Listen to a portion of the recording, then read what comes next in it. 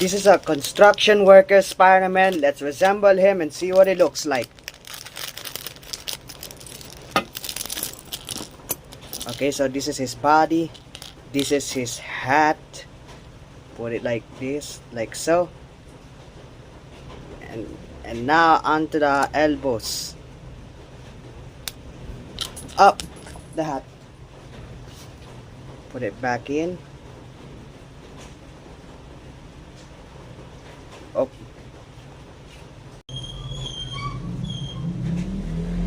There you go. Now onto the second elbow. Now the arms.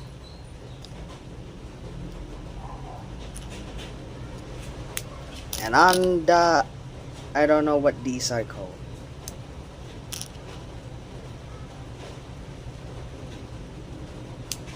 And there you go. This is a construction worker Spider-Man.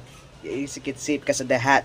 So subscribe if you want him to build something when he's a worker.